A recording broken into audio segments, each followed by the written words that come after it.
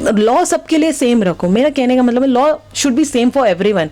अगर एक 22 साल के लड़के को एनसीबी इंटोग्रेशन कर सकती है 15 आवर्स के लिए, तो व्हाई नॉट अदानी। ये चीज़ें ना बाहर भी हर गली में आप जाके देखोगे, कहीं पे चरस बिक रहा है तो कहीं पे गांजा बिक रहा है। यंग लड़के, school going boys girls P रहे हैं आजकल। हाँ, ये आर्यन खान तो क्या है। अगर एनसीबी को अगर कुछ करना ही है तो प्लीज जड़ को पकड़ो और जड़ को खत्म करो। ये चीजें बिक रही है इसलिए वो फूक रहे, इसलिए वो पी रहे, इसलिए वो खरीद रहे है। तो मैं मुंबई पुलिस से सिर्फ इतना रिक्वेस्ट करना चाहती हूँ कि प्लीज ग्राउंड लेवल पे भी ध्यान दीजिए। यहाँ पे बहुत कुछ हो रहा है। अभी ऐसे ऐसे लोग बॉलीवुड में एंटर कर रहे हैं। ऐसा हो गया है लोगों का कि वर्करों से काम कराते हैं और पैसा ही नहीं देते हैं, और इनको सपोर्ट करने वाले कुछ।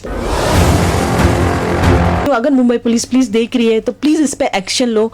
प्लीज इस मुद्दे पर भी ध्यान दो यार, वो वर्कर्स है। आमना सामना मीडिया फाइट अगेंस्ट क्रिमिनल में आप सभी दर्शकों का स्वागत है। दोस्तों, आज बात करते हैं हम फिल्म इंडस्ट्री की, बॉलीवुड की। बॉलीवुड में जिस तरह से नशे के जो मामला सामने आ रहे हैं और फिल्म इंडस्ट्री के सबसे बड़े फिल्म स्टार के बेटे आर्यन खान का नाम सामने आया है, वो अभी पुलिस कस्टडी में है। उनके साथ में और भी बहुत सारे उनके साथी भी जो है गिरफ्तार हुए हैं, और नारकोटिक्स डिपार्टमेंट उनकी इंक्वायरी कर रहा है, जांच कर रहा है।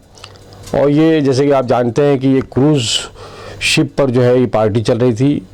वो शिप जो बॉम्बे से गोवा की तरफ जा रहा था, और नारकोटिक्स ने अपने ख़ास मिशन के तहत और उन पर छापा मारा, उनको गिरफ्तार किया।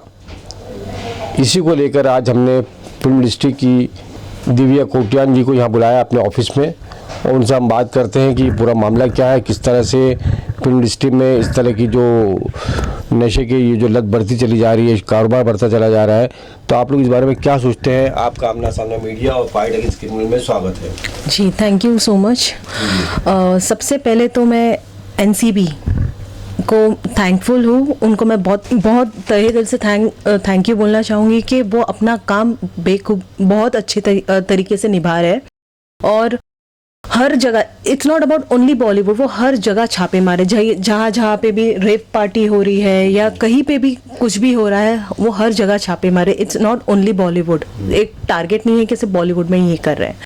और रही बात आर्यन की, तो मैं यही कहूँगी कि देखो, चाहे वो शाहरुख खान का लड़का हो या किसी और का लड़का हो, चाहे वो आर्यन हो या कोई और बच्चा हो, अगर वो गिल्टी है, अगर उसने कबूल किया है, अगर उसके पास से कुछ मिला है, तो वो उसको सज़ा मिलनी चाहिए।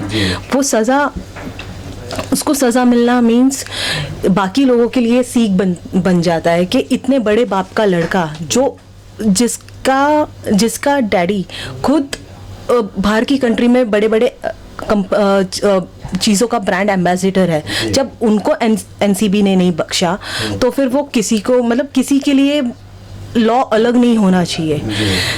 तो यही चीज़ कहना चाहूँगी कि law should be same for everyone, and अगर कोई गिल्टी है तो उसको सज़ा मिलनी ही चाहिए जी। एक ज़माने में फिल्म इंडस्ट्री में हम ये देखते हैं कि जो कहानियाँ बनती थी, यानी समाज का आईना होती थी वो, कि समाज में जो बुराइयाँ होती थी, अच्छाइयाँ होती थी, फिल्मों में वो दिखाया जाता था। लेकिन आज हम ये देखते हैं कि फिल्म इंडस्ट्री में ही बहुत सारी बुराइयाँ पनप रही है। जो मैसेज फिल्मों के ज़रिए समाज को मिलता था कि भाई ये अच्छा है, ये बुरा है, लेकिन आज उस इंडस्ट्री में शाहरुख खान का बेटा भी जो है वो भी सलामत नहीं है इन सब बुराइयों से, और बाकी लोगों की क्या बात है क्या। तो क्या इस पूरे उसमें जैसे अदाकारों के नाम आते हैं, तो कहीं ना कहीं जो राइटर है, डायरेक्टर है, प्रोड्यूसर है, कैमरामैन है, और बहुत सारी फील्ड है, तो सिर्फ अदाकारों के नाम क्यों आ रहे हैं? सिर्फ क्या यही नशे का शिकार है, या इंडस्ट्री में आप क्या देखते हैं कि और भी इस तरह के नशेबाज है? जी, इंडस्ट्री में देखो, जैसे कि मैं 2005 से काम कर रही हूँ, मैंने काफ़ी कुछ देखा है, तो मुझे अभी खुल के मैं भी नहीं बोलना चाहती, नहीं तो फिर मैं टारगेट बन जाऊंगी इनकी।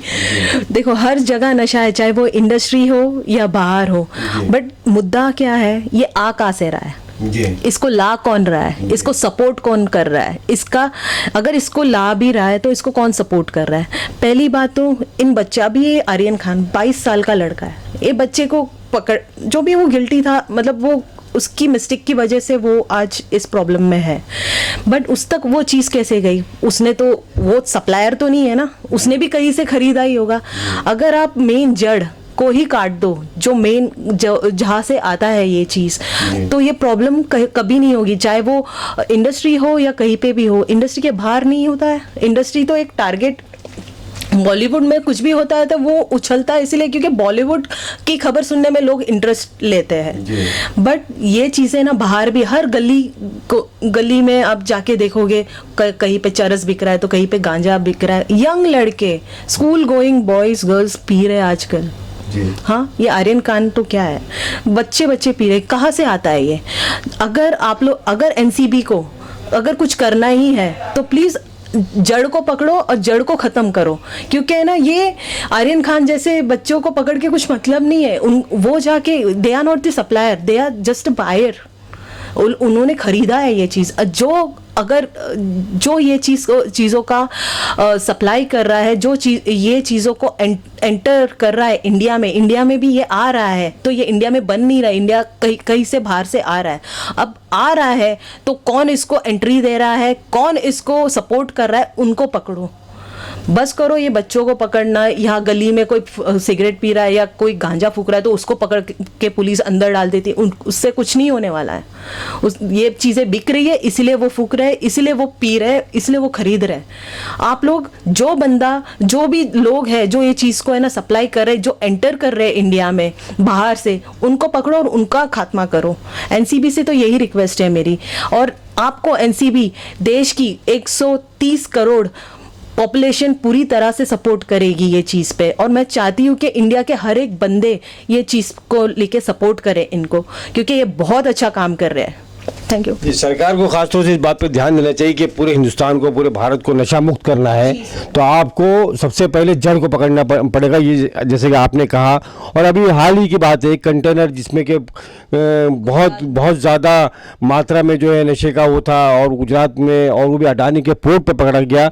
इस पर आप क्या कहना चाहिए? इस पर तो कोई न्यूज़ आती नहीं है, कोई बात ही नहीं हो रही। अब हम देख रहे हैं 2 दिन से आर्यन खान और ये पूरे नशे का मामला हो रहा है, लेकिन उस पर तो मीडिया ने भी नहीं बोला। जी, मैंने भी वो न्यूज़ पढ़ा था, वहाँ पे तो काफ़ी मात्रा में मिला है, वो भी थोड़ा बहुत नहीं, काफ़ी मात्रा में मिला है वहाँ पे। उस चीज़ को लेके इंक्वायरी क्यों नहीं हुई, या इंक्वायरी हो रही भी है तो वो मीडिया में क्यों नहीं आ रहा है, वो चीज़ गलत है। अगर आर्यन खान जैसे बच्चे का न्यूज़ अगर तुम उठा रहे हो, मतलब इतना बवाल मच चुका है इस बच्चे के नाम पे, तो उनके बारे में क्यों नहीं बोला जा रहा है। लॉ सबके लिए सेम रखो, मेरा कहने का मतलब है law should be same for everyone. अगर एक 22 साल के लड़के को एनसीबी इंटोग्रेशन कर सकती है 15 आवर्स के लिए, तो why not Adani.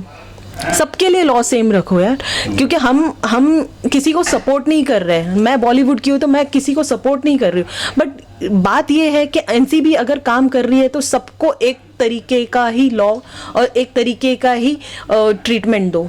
It should not be different for anyone, क्योंकि कानून सबके लिए बराबर है। आप कहना ये चाहते हैं कि चाहे अडानी हो, शाहरुख खान हो या आम आदमी हो, कोई भी हो, सबके लिए कानून बराबर है। दिव्या कोटियान जी, जैसे कि आपने नशे के ताल्लुक से कहा, हम तो ये देखते हैं कि फिल्म इंडस्ट्री में और बहुत सारे क्राइम हैं जहाँ पर बाकी यानी काफ़ी माफियाओं का दबदबा है कि उनके ही इशारे पर सारे काम होते हैं।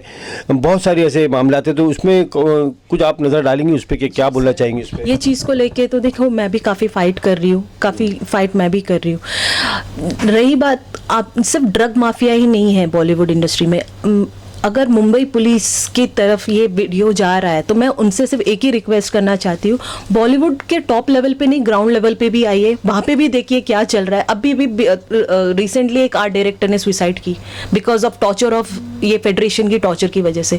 मैं सिर्फ इतना बोलना चाहती हूँ कि माफियाज सिर्फ ड्रग माफियाज नहीं है, ऐसे बहुत सारे माफियाज है जो बॉलीवुड में, इंडस्ट्री में, ग्राउंड लेवल पे ना वर्करों के हक के साथ खेल रहे हैं, उनके पेट के साथ खेल रहे हैं, उनके साथ में बहुत कुछ गलत कर रहे हैं। यूनियन में अपना दबदबा डाल के और फिर उनके हक के साथ खेला जा रहा है। तो मैं मुंबई पुलिस से सिर्फ इतना रिक्वेस्ट करना चाहती हूँ कि प्लीज़ ग्राउंड लेवल पे भी ध्यान दीजिए, यहाँ पे बहुत कुछ हो रहा है।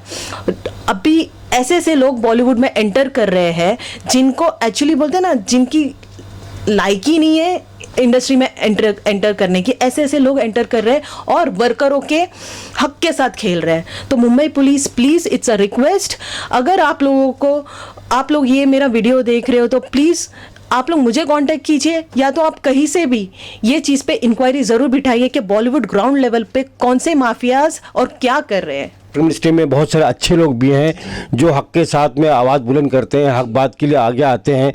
यानी आप ये कहना चाहती हैं कि फिल्म इंडस्ट्री के अंदर दौलत के बल पे और गुंडों के बल पर लोगों का हक का पैसा या उनकी जो रोजी रोटी पे भी हाथ मारा जा रहा है, उनके हक का पैसा खाया जा रहा है, वर्कर का जो पैसा वगैरह है जो मेहनत करते हैं उसको भी नहीं दिया जाता है, उन तक पहुंच नहीं पाता, उन तक टाइम पे पहुंच नहीं पाता, कभी कभी तो पूरा पेमेंट खा जाते हैं। अच्छा। अब जैसे अभी ये लॉकडाउन था, इतना टाइम लॉकडाउन में चला गया, वर्कर्स घर पे थे, हम डेली वेजेस है, हम इंडस्ट्री के workers means we are daily wages workers, हमको कोई सैलरी नहीं मिल रहा है महीने का। तो इस हमारा कैसा, आज खड्डा खोदा तो आज पानी पिया, वैसा वाला सीन है। अभी ऐसा हो गया है लोगों का कि वर्करों से काम कराते हैं और पैसा ही नहीं देते हैं, और इनको सपोर्ट करने वाले कुछ पॉलिटिकल्स लीडर्स हैं, प्लस कुछ क्रिमिनल्स हैं, बड़े बड़े क्राइम के क्रिमिनल्स हैं जो इनको सपोर्ट करते हैं। इनके सपोर्ट पे ये लोग ये सब करते हैं। कोई अपना हक जताने या आगे जाता है बात करने के लिए तो ये क्रिमिनल्स के सपोर्ट पे उनको आगे करते हैं और वो वर्करों को मारा जाता है। ऐसे कितने एफआईआर्स है या कितने कंप्लेंट्स है जो अंधेरी में अंबोली पुलिस चौकी और वर्सोवा पुलिस चौकी में दर्ज है, बट एक्शन नहीं हुआ है। तो मैं चाहती हूँ अगर मुंबई पुलिस प्लीज देख रही है तो प्लीज इस पे एक्शन लो, प्लीज ये इस मुद्दे पर भी ध्यान दो यार, वो वर्कर्स है। बिल्कुल।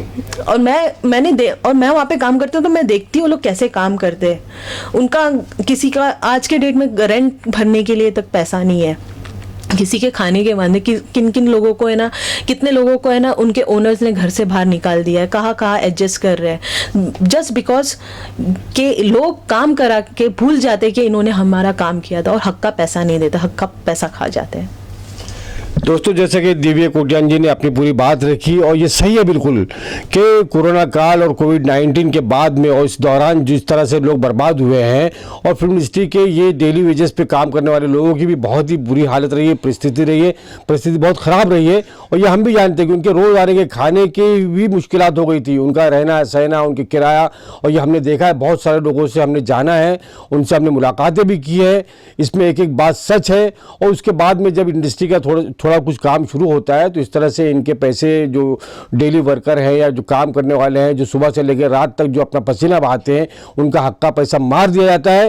तो हम इंडस्ट्री के उन लोगों से जो हक के साथ में हक के लिए आवाज़ बुलंद करते हैं और लोगों का साथ देते हैं, उनसे हम चाहेंगे, चाहे वो कोई भी हो, चाहे यूनियन हो या संगठन के लोग हों, वो ऐसे लोगों का साथ दे। और सरकार से भी और मुंबई पुलिस से भी हमारी ये अपील है, गुजारिश है कि इनकी शिकायतों पर तवज्जो देनी चाहिए, इनके साथ में न्याय होना चाहिए, इनके साथ में इंसाफ होना चाहिए। इसी के साथ हम अपनी बात को ख़त्म करते हैं और दिव्या कोटियान जी का बहुत बहुत हम शुक्रिया अदा करते हैं। हम आपके बहुत बहुत आभारी है, धन्यवाद, शुक्रिया बहुत बहुत। थैंक यू सर, आमने सामने मीडिया को इतना वक्त दिया। जी सर। आप सभी नाजरीन का भी, दर्शकों का भी बहुत बहुत शुक्रिया। कैमरा पर्सन शाहीन पटेल के साथ राशिद अजीम। जय हिंद, जय भारत। जय हिंद।